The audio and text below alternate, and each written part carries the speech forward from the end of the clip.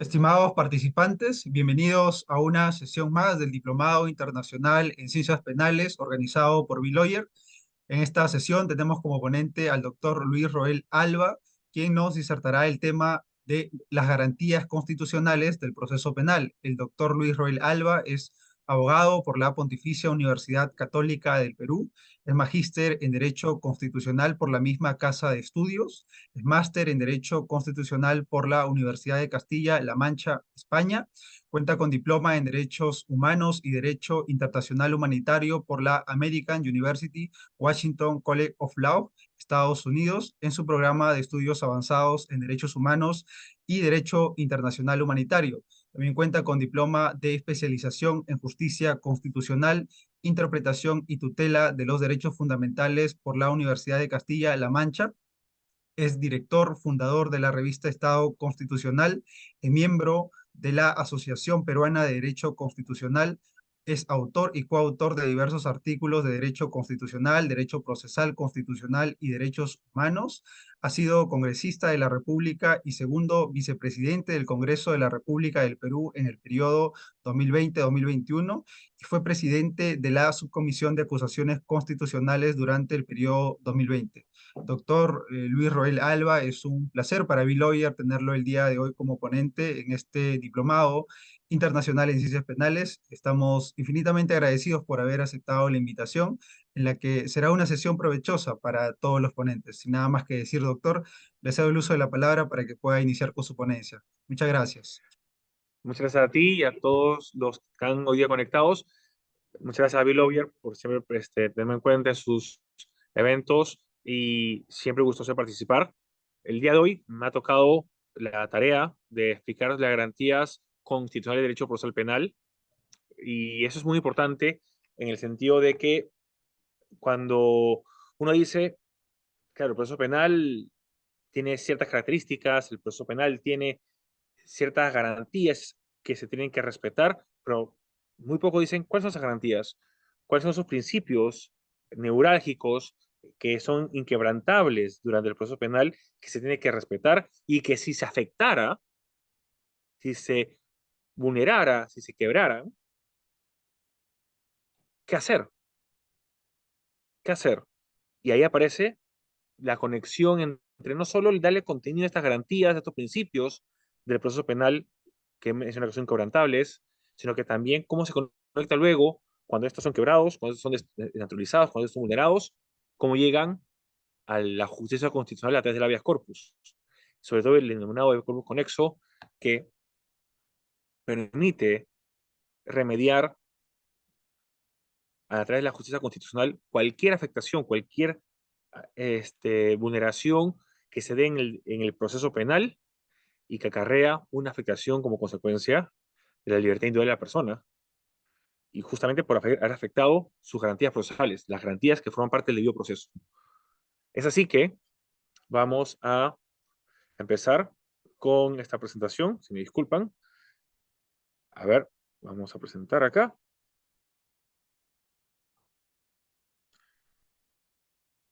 ¿Se ve? ¿Se ve? Nada más creo que me confirmen eso. Se ve la pantalla Sí, doctor, y perfectamente. muchas gracias. Como habíamos señalado, gracias a la invitación de Bill Lawyer por esa participación, este momento, estar con ustedes con el tema de garantías constitucionales del proceso penal en este diplomado internacional de ciencias penales. Y lo que quiero traer a colación al debate son estos cuatro temas. Primero, lo principal que tiene que tener todo abogado, sea especialista en penal, en civil, administrativo, en lo que en comercial, de que estamos en un Estado constitucional de derecho y que eso tiene una relevancia fundamental en todo lo que hagamos. Luego, el principio de supremacía constitucional. Tercero, las garantías constitucionales en el proceso penal. Y por último, el proceso constitucional de habeas corpus. Vamos a conectar el proceso ordinario con el proceso constitucional. Vamos a conectar cómo rescatar el proceso ordinario penal a través del proceso constitucional de habeas corpus, cuando el primero ha sido trastocado en sus garantías, en sus principios constitucionales. Para empezar, tenemos que especificar, señalar, como habíamos adelantado, que estamos en un Estado constitucional de derecho. Y yo entiendo, para muchos esto, de hecho, constitucional de un pregrado ha pasado mucho tiempo y para otros pocos esto es un tema de que siempre se dice, pero no se profundiza y es necesario profundizar el por qué. A lo que voy es de que en el Estado constitucional de derecho, este concepto, esta idea, empieza a sonar, a tener un impacto en el mundo tras la Segunda Guerra Mundial, tras los juicios de Nuremberg del 20 de noviembre de 1945. ¿Y por qué? Porque los acusados de los juicios de Nuremberg, los acusados de, de los altos mandos militares, de los altos mandos políticos, de los jueces del Tercer Reich, del nazismo, fascismo alemán, cuando fueron y se los pusieron enfrente en los juicios de Nuremberg, alegaron, adujeron que todas sus acciones, las acciones militares, las acciones políticas, las decisiones de los jueces y todas estas decisiones que acabaron con la vida y los derechos de varios grupos sociales minoritarios en Alemania, todas estas acciones fueron conforme a lo determinado por las leyes. Es decir, hicieron conforme a lo que la ley mandaba, conforme a una ley que había cumplido con los procedimientos, con la formalidad exigida y que se había dado en el Estado alemán tal cual exigía las formalidades. Estaban frente a una norma válida, sí, fue una norma eficaz también. Y estas leyes emitidas por el Congreso Fascista Nazi y que luego, con la delegación de facultades legislativas al Führer, fueron más cruentas, generaron una necesidad de un nuevo paradigma, alejado de la ley. Porque imagínense, las leyes que daban las mayorías en los parlamentos europeos, en el parlamento nazi, fascista, eran leyes que eran instrumento para beneficiar a las mayorías, pero para atentar con la vida y los derechos de las minorías. Entonces, frente a la necesidad de alejarse del Estado de Derecho clásico, del Estado legal de derecho, que tenía el principio de legalidad, el principio que la ley es la norma suprema del Estado, frente a la búsqueda de ese cambio, aparece la figura de Hans Kelsen, que todos lo conocemos, y su teoría del Estado constitucional de derecho. Pero ojo, Hans Kelsen y su teoría del Estado constitucional de derecho aparecieron antes de la Segunda Guerra Mundial. Inclusive su planteamiento, su tesis presentada sobre la teoría constitucional, Hans Kelsen lo presenta en el periodo entre guerras, entre la Primera y la Segunda Guerra Mundial. Pero es recién cuando suceden los hechos de la Segunda Guerra Mundial, cuando se escuchan los argumentos planteados en los juicios de Nuremberg, en donde ya la sociedad política, la sociedad civil, la sociedad jurídica se encuentra en que ya la ley no es suficiente. Y retoman el planteamiento de Hans Kelsen de una teoría constitucional, de un Estado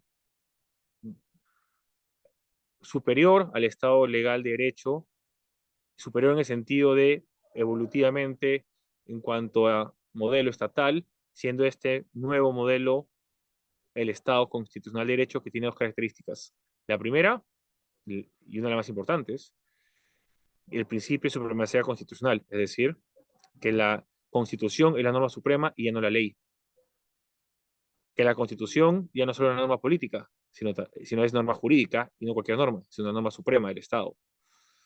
Y luego, un órgano encargado de garantizar la Constitución, el Tribunal Constitucional.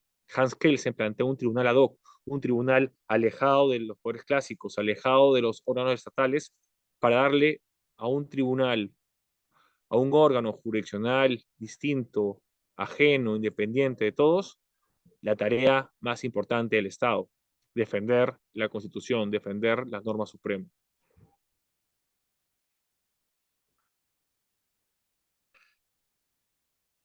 Al respecto, y sobre esta crisis del Estado de Derecho clásico, Estado legal de derecho, como hemos señalado, la sociedad política, la sociedad civil, la sociedad jurídica exige un cambio. Este cambio es, para Gustavo Zadebelsky, lo siguiente. La ley, en este punto de su historia, ya no es la expresión pacífica de una sociedad política internamente coherente, sino que es manifestación e instrumento de competición y enfrentamiento social, añadiendo el mismo Gustavo Zadebelsky que la ley, en suma, ya no es garantía absoluta y última de estabilidad, sino que ella misma se convierte en instrumento y causa de inestabilidad.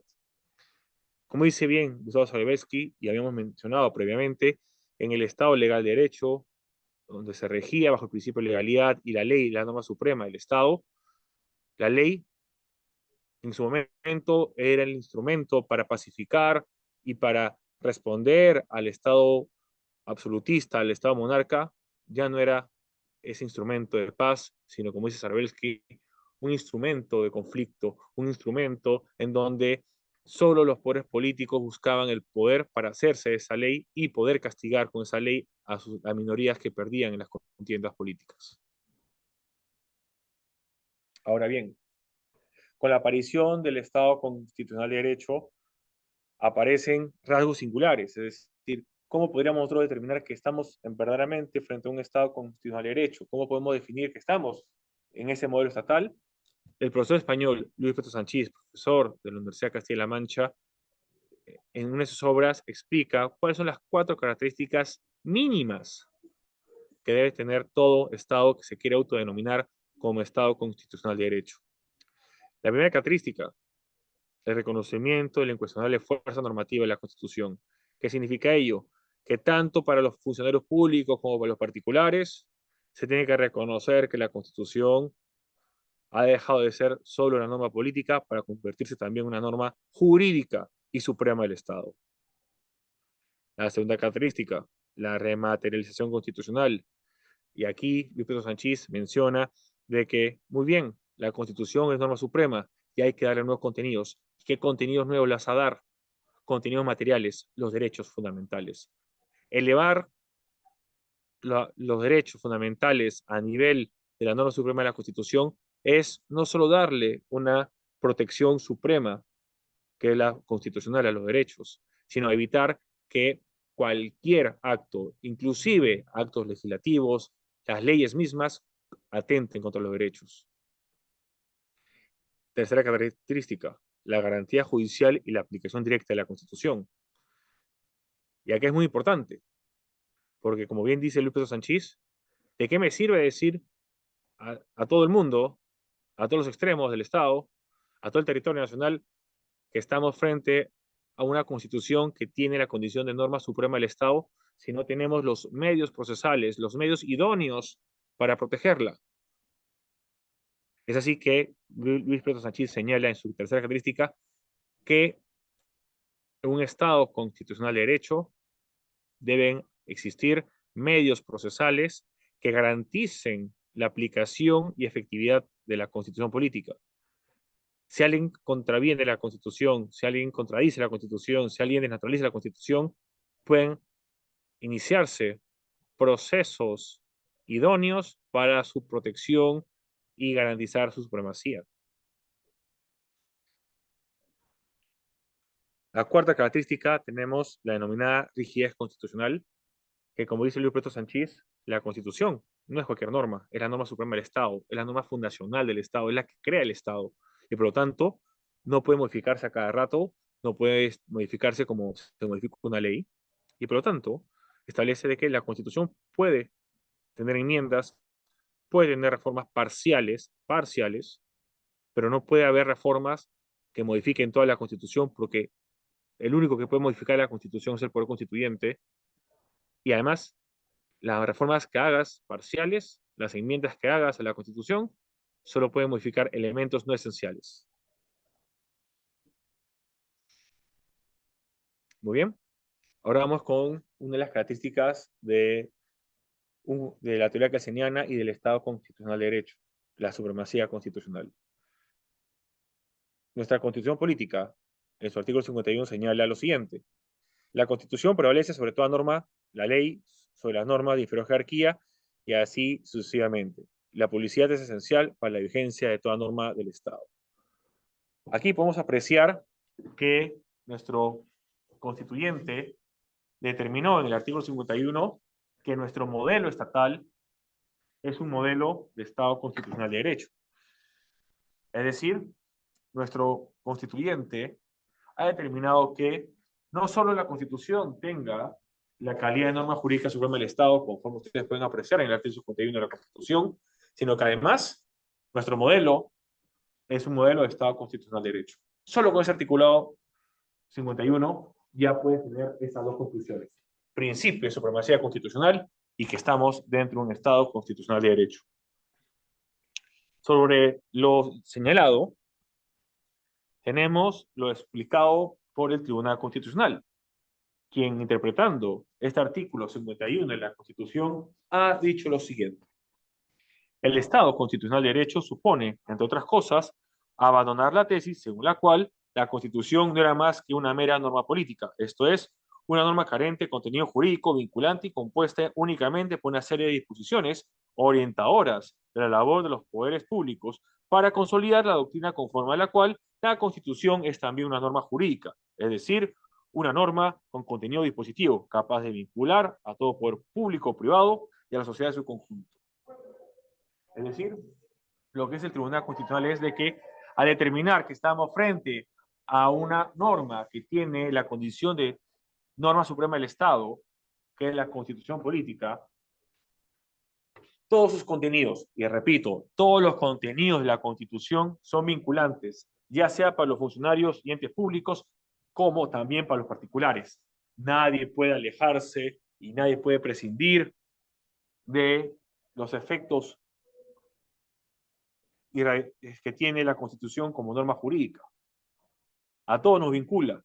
Todo lo que hagamos, dejamos de hacer, tiene que darse conforme a lo que exige la Constitución política.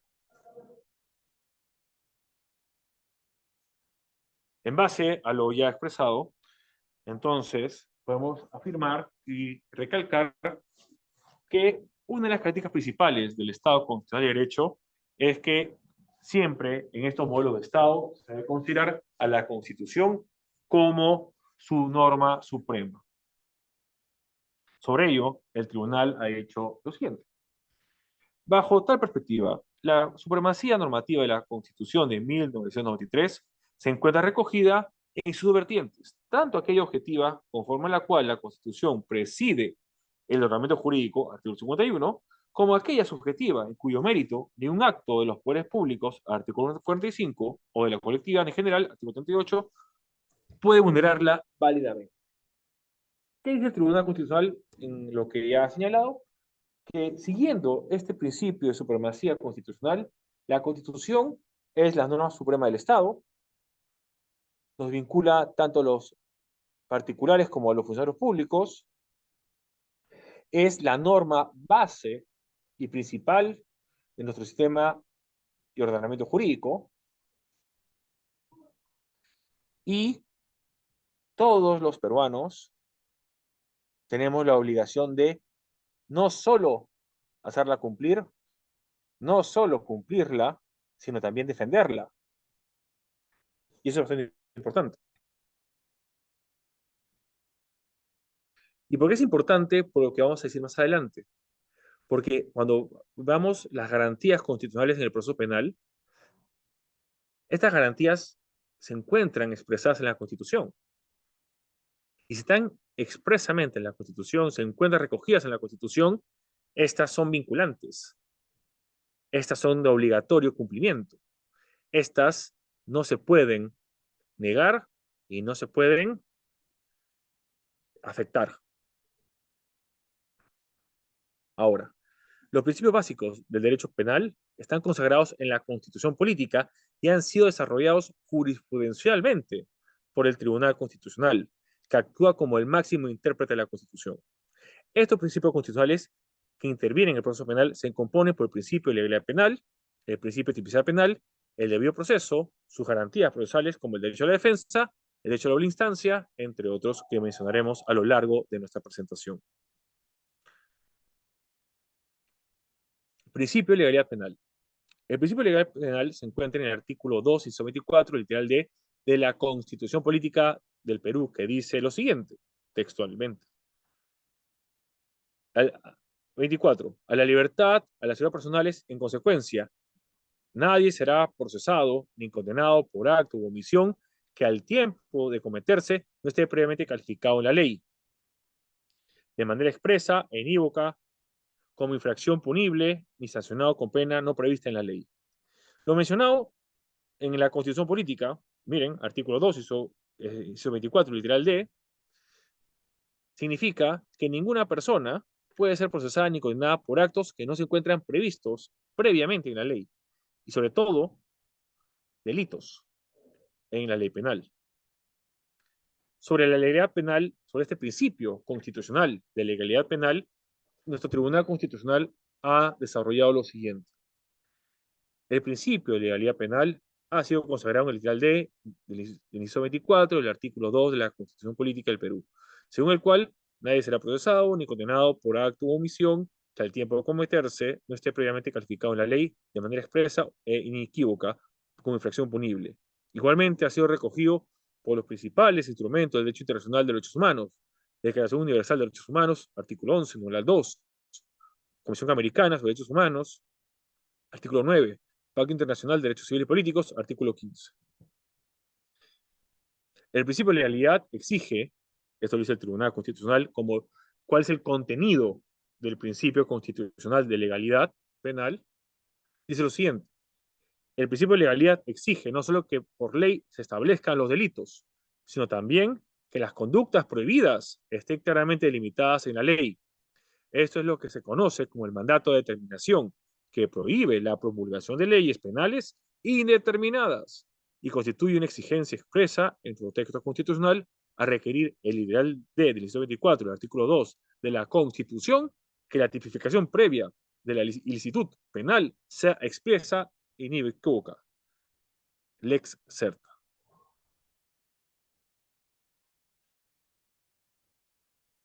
Como bien dice el Tribunal Constitucional, tenemos por un lado el principio constitucional, repito, constitucional de legalidad penal, pero también tenemos el principio constitucional de tipicidad penal, que también se encuentra reconocido en la Constitución y también tiene desarrollo jurisprudencial. El principio de tipicidad penal se encuentra también presente en el ya citado artículo 2, inciso 24, literal D, de la Constitución Política del Perú, que a la letra dice lo siguiente: nadie será procesado ni condenado por acto u omisión que al tiempo de cometerse no esté previamente calificado en la ley, de manera expresa e inequívoca, como infracción punible ni sancionado con una pena no prevista en la ley. Es así que este principio apunta al apartado de resaltar que nadie puede ser procesado ni condenado si el acto por el cual se le quiere juzgar no se encuentra definido en la ley de forma expresa e inequívoca. Sobre este tema, el tribunal lo ha desarrollado de la siguiente forma. En su principio de tipicidad o taxatividad es otra de las manifestaciones o concreciones del principio de derecho de legalidad, que tiene como destinatarios al legislador penal o administrativo, a efecto de que las prohibiciones que definen sanciones, sean estas penales, administrativas o políticas, estén redactadas con un nivel de precisión suficiente que permita a cualquier ciudadano de formación básica comprender sin dificultad lo que se está proscribiendo. De igual manera, el mismo tribunal agrega, este principio exige la precisa definición de la conducta que la ley o norma con rango de ley considera como delito o falta. Es decir, que la vaguedad en la definición de los elementos de la conducta incriminada termina vulnerando este principio. Igualmente, en sede corporativa, la conducta considerada como falta debe encontrarse claramente prevista y tipificada en el estatuto de las personas jurídicas. El debido proceso. Sobre el debido proceso, antes de empezar a desarrollarlo, quisiera que entiendan que el debido proceso es un derecho continente. El debido proceso es un derecho que dentro del mismo tiene otras libertades y otras garantías que protege, entre ellas las garantías procesales. Es así que cuando ustedes argumentan que se ha afectado el derecho al debido proceso, se afecta el derecho al debido proceso en una de sus manifestaciones. Por ejemplo, el derecho a la defensa, por ejemplo, en el derecho a la vulneración de doble instancia, que vamos a trabajarlos ambos, o por ejemplo, la afectación al derecho a la prueba, o el derecho a la debida motivación, etc. El debido proceso tiene una cantidad de libertades y garantías procesales que lo conforman y que lo vuelven un derecho continente. Habiendo dicho eso, podemos decir que el debido proceso se presenta en la Constitución Política del Perú en el artículo 139, inciso 3, de la siguiente manera. Inciso 3. La observancia del debido proceso y la tutela jurisdiccional. Ninguna persona puede ser desviada de la jurisdicción predeterminada por la ley ni sometida a procedimiento distinto de lo previamente establecidos, ni juzgada por órganos jurisdiccionales de excepción ni por comisiones especiales creadas al efecto, cualquier sea su denominación. Es de esa forma que se comprende que el debido proceso apunta a que se respete la vía establecida para que toda persona pueda ser juzgada. Y dentro, como ya hemos mencionado, se respeten otras garantías procesales y libertades propias de un proceso penal. Sobre el contenido constitucionalmente protegido del derecho al debido proceso, el Tribunal Constitucional lo ha definido de la siguiente manera. El contenido constitucionalmente protegido del derecho fundamental al debido proceso comprende una serie de garantías formales y materiales de distinta naturaleza, que en su conjunto garantizan que el procedimiento o proceso en el cual se encuentra inmersa una persona se realice y concluya con el necesario respeto y protección de todos los derechos que en él puedan encontrarse comprendidos. Es importante mencionar que el debido proceso es un derecho que se compone de diversos derechos. Para comprender esta idea, lo hemos dicho por Arturo Hoyos. Podemos decir que se trata de un derecho fundamental de carácter instrumental, pues además de ser el mismo un derecho fundamental, cumple una función de garantía de los demás derechos fundamentales y del ordenamiento jurídico en su conjunto. Es entonces de esta forma que se comprende que el derecho al debido proceso es, en sí mismo, un derecho fundamental y aparte permite la existencia de diversos derechos fundamentales en sí mismo, conforme ya lo habíamos explicado. Entre estos derechos conexos o que forman parte del derecho al debido proceso, considero importante explicar el referente a la debida motivación. Este derecho se presenta en la Constitución Política en el artículo 139, inciso 5 de la siguiente manera. Son principios y derechos de la función jurisdiccional la motivación escrita de las resoluciones judiciales en todas las instancias, excepto los decretos de mero trámite, con mención expresada de la ley explicable y de los fundamentos de hecho en que se sustenta. Así, el derecho a la debida motivación apunta a que las resoluciones judiciales, en este caso las penales, fundamenten su decisión tanto en la ley como en los fundamentos de hecho que sostienen la decisión. Respecto del derecho a la debida motivación, nuestro Tribunal Constitucional ha explicado lo siguiente. Uno de los contenidos del derecho al debido proceso es el derecho de obtener de los órganos judiciales una respuesta razonada, motivada y congruente con las pretensiones oportunamente deducidas por las partes en cualquier clase de procesos. La exigencia, dice este tribunal, de que las decisiones judiciales sean motivadas en proporción a los términos del inciso 5 del artículo 139 de la norma fundamental, garantiza que los jueces, cualquiera sea la instancia a la que pertenezcan, expresen la argumentación jurídica que los ha llevado a decidir una controversia, asegurando que el ejercicio de la potestad de administrar justicia se haga con sujeción a la Constitución y a la ley, pero también con la finalidad de facilitar un adecuado ejercicio del derecho de defensa de los justiciables. En suma, garantiza que el razonamiento empleado guarde relación y sea suficiente y proporcionado con los hechos que el juez penal corresponde resolver.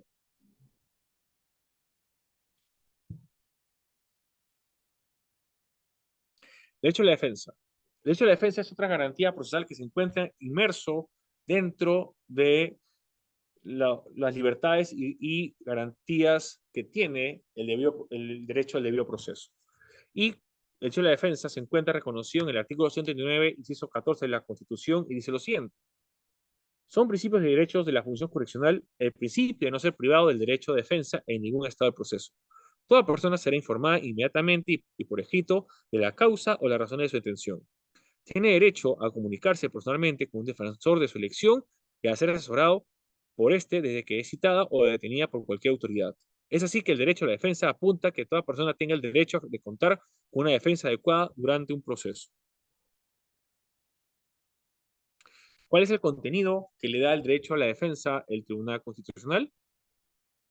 El Tribunal Constitucional dice lo siguiente: la Constitución reconoce el derecho de defensa en su artículo 139, inciso 14, en virtud del cual se garantiza que los justiciables, en la protección de sus derechos y obligaciones, cualquiera que sea su naturaleza civil, mercantil, penal, laboral, etcétera, no queden en estado de indefensión. El contenido formalmente protegido del derecho de defensa queda afectado cuando, en el seno de un proceso judicial, cualquiera de las partes resulta impedida, por actos concretos de los órganos judiciales, de ejercer los medios necesarios, suficientes y eficaces para defender sus derechos e intereses legítimos. Asimismo, y especificando el derecho a la defensa en el proceso penal, nuestro Tribunal Constitucional ha dicho lo siguiente: el ejercicio del derecho de defensa de especial relevancia en el proceso penal tiene una doble dimensión: una material referida al derecho del imputado de ejercer su propia defensa desde el mismo instante en el que toma conocimiento de que se le atribuye la comisión de determinado hecho delictivo, y otra formal, lo cual supone el derecho a una defensa técnica, esto es, al asesoramiento y patrocinio de un abogado defensor durante todo el tiempo que dure el proceso. Ambas dimensiones del derecho de defensa forman parte del contenido constitucionalmente protegido del derecho en referencia. En ambos casos se garantiza el derecho a no ser postrado a un estado de indefensión. Derecho a la doble instancia. El derecho a la doble instancia se presenta en la Constitución Política, en su artículo 139, inciso 6, de la siguiente manera: son principios y derechos de la Constitución Constitucional la pluralidad de instancias. Eso significa que toda persona posee derecho a contar con la capacidad de que, al no encontrarse conforme con lo decidido en una primera instancia, ésta pueda apuntar a otra para revertir esta decisión. Respecto al derecho a la doble instancia, el Tribunal Constitucional ha comentado lo siguiente: a nivel interno y en armonía con los tratados internacionales interreferidos, este tribunal, en reiterada, abundante y uniforme jurisprudencia, ha sostenido que el derecho fundamental a la pluralidad de instancia forma parte inherente del derecho fundamental al debido proceso, consagrado en el artículo 139, inciso 6 del texto constitucional. Y en relación a su contenido, ha establecido que se trata de un derecho fundamental que tiene por objeto garantizar que las personas naturales o jurídicas que participen en un proceso judicial tengan la oportunidad de que lo resuelto por un órgano jurisdiccional sea revisado por un órgano superior de la misma naturaleza, siempre que haya hecho uso de los medios impugnatorios pertinentes formulados dentro del plazo legal. En ese orden, no es difícil advertir que el derecho a la primera instancia guarda también conexión estrecha con el derecho fundamental de defensa, reconocido en el artículo 139, inciso 14 de la misma Carta Fundamental. Hasta ahora, y conforme ustedes han podido apreciar, he querido mostrar cuáles son las garantías constitucionales, las garantías procesales, los principios constitucionales dentro del proceso penal. Todo ello, tanto el principio de legalidad penal, el principio de tipicidad, que son principios constitucionales, el derecho al debido proceso, como sus diferentes manifestaciones en otras libertades y en otras garantías procesales, que son derechos que se encuentran, garantías que se encuentran en la Constitución política, como han podido apreciar. Todo ello forma parte de un conjunto de protecciones para el proceso penal. Y que si alguna de estas se viera trastocada, si alguna de estas se viera afectada, habría un vicio de inconstitucionalidad, habría una afectación inconstitucional inválida y por lo tanto tendría que optar por el proceso constitucional de habeas corpus.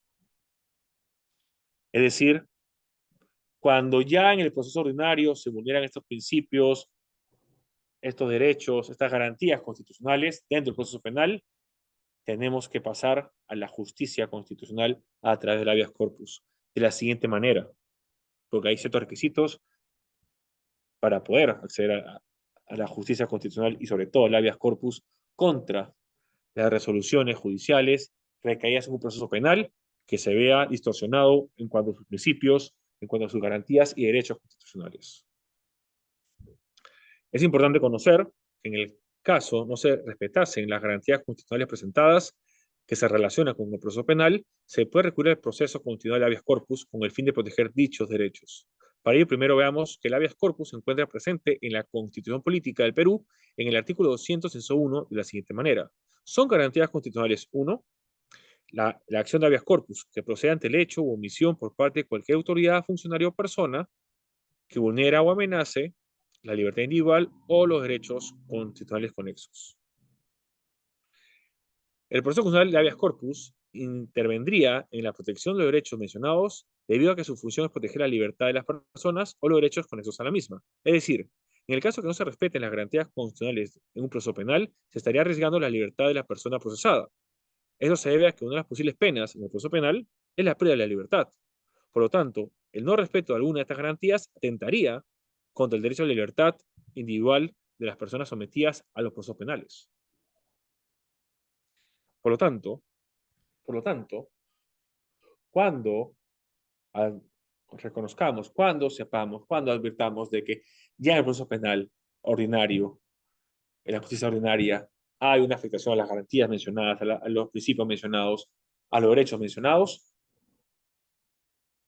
y justamente la libertad de la persona, la libertad individual de la persona en el proceso penal está amenazado o ya está vulnerado con alguna medida de restricción de la libertad, no le corresponde, cumpliendo los requisitos exigidos en el nuevo Código Procesal Constitucional para presentar un habeas corpus contra resolución judicial, es decir, que sea una resolución que tenga firmeza o la condición de firmeza, que la edición penal tenga como amenaza o como una afectación directa a la libertad de la persona, pero cumpliendo esos requisitos, podemos presentar un habeas corpus. Esta es la bibliografía utilizada y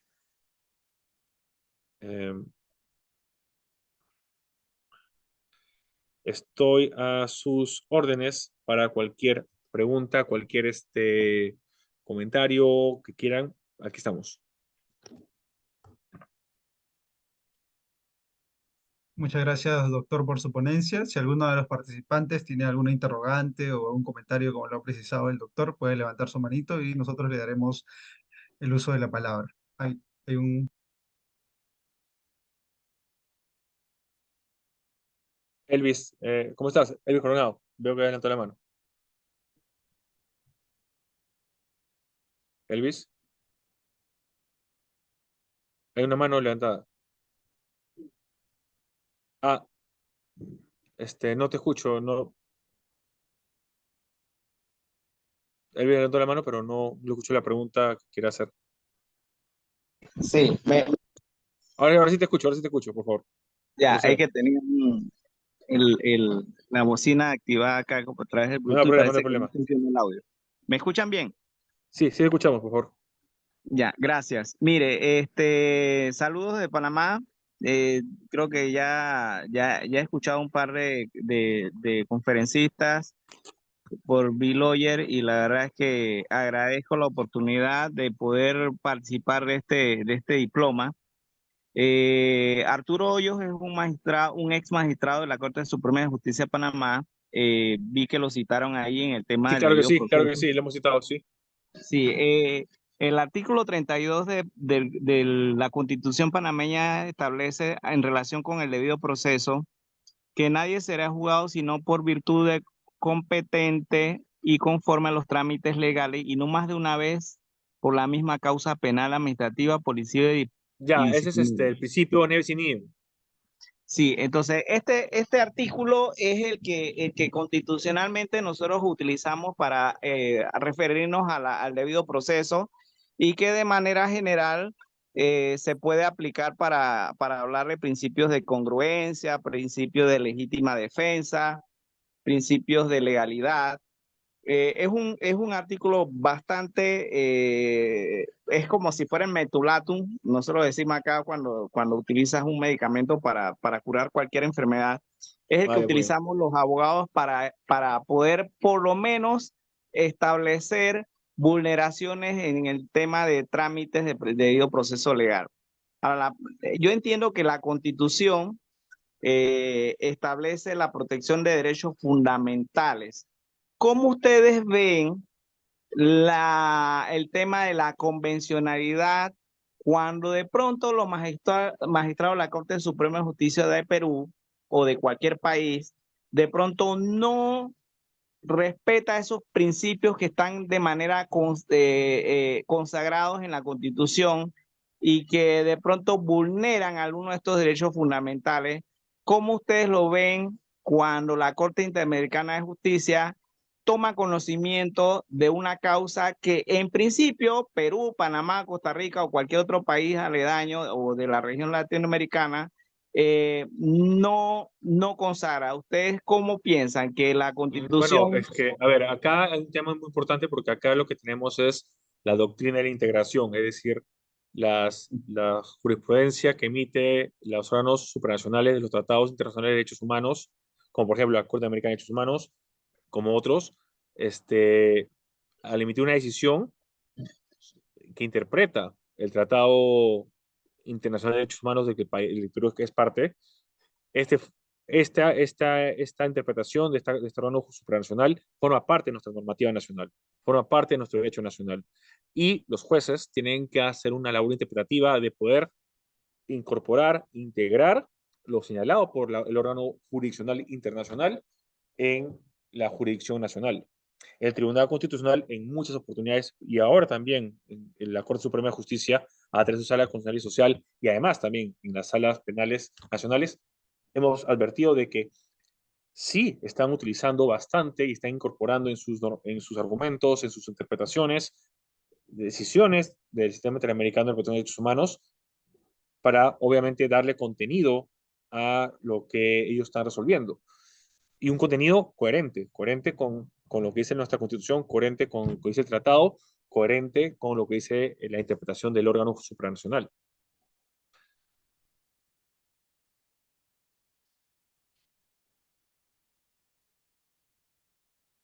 A este. Gracias. No te escuché esto, pero asumo que ha sido responder la pregunta. Gracias, más bien, Elvis. Saludos hasta Panamá.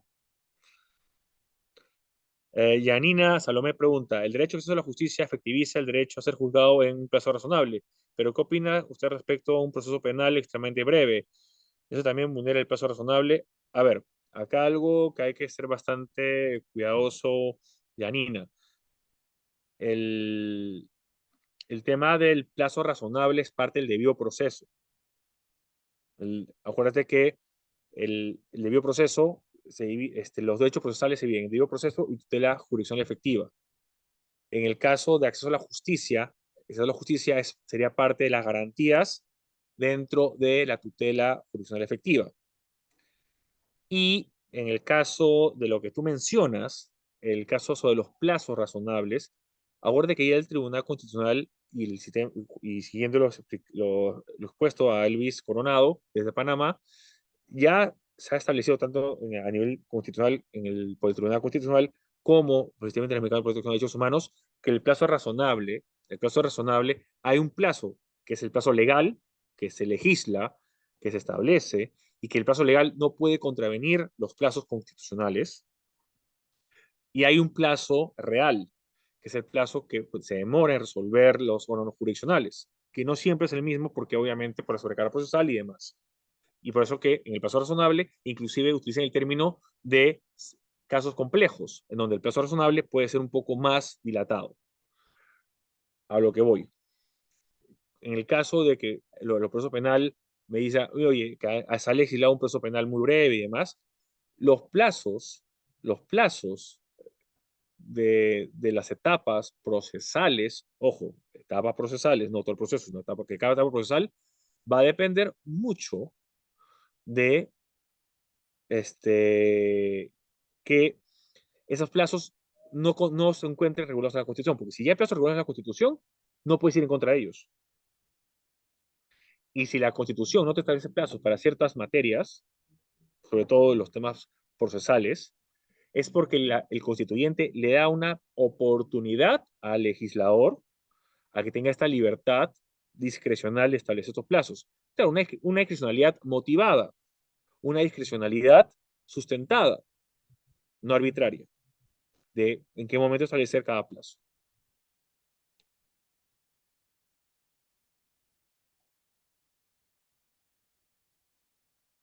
Espero a Janina, primero, creo que lo tomé con Janina antes de ir con las, con las preguntas siguientes. ¿Se respondió Janina? ¿Sí? ¿No? A ver. Eh, me, Mejía Arbildo, Carmen. Eh, Perfecto, gracias, Janina. Estaba preocupado, pensé que no habías escuchado. Entonces, gracias por haber escuchado mi respuesta. Carmen Mejía, eh, la gente de Villager tiene todos mis contactos de Instagram, LinkedIn, Facebook, y ahí me puedes contactar. Y paso todo, se puede ayudar en lo que se pueda apoyar también, ¿no? Verónica Navedas pregunta, en el proceso de incoación de proceso inmediato, vulnera el derecho a la defensa, siendo que la defensa del imputado no puede impugnar alguna pericia o prueba. Ya, a ver, vuelvo a repetir, Verónica, como lo señalaba a tu colega, Yanina, hay una discrecionalidad legislativa que el constituyente la ha otorgado a el legislador. Y esa discrecionalidad siempre tiene que estar motivada, sustentada, porque todo acto público, como hemos mencionado, tiene que estar sustentado para que no sea arbitrario. En este caso, claro, tú mencionas, mira, que la defensa del imputado no puede impugnar alguna pericia o prueba en el proceso inmediato, ¿no? Dice, y hay una afectación del derecho a la prueba. La pregunta sería en ese caso, es el derecho a la defensa, en este caso, no se ejerce tal vez en la apelación, en el recurso impugnatorio, porque también, miren, algo muy importante, si ustedes revisan el proceso habeas corpus, que está regulado en el Código Procesal Constitucional y que está regulado actualmente, el habeas corpus, no necesariamente tú notificas a la parte demandada. Es decir, si tú eres demandante, tú demandas, pero no necesariamente el juez remite y acusa, ¿no?, notificación al demandado. Y ahí estarías diciendo que se está afectando el hecho de la defensa, o es más bien que está buscando tutelar otro bien constitucional, como la libertad individual del posible afectado o del amenazado.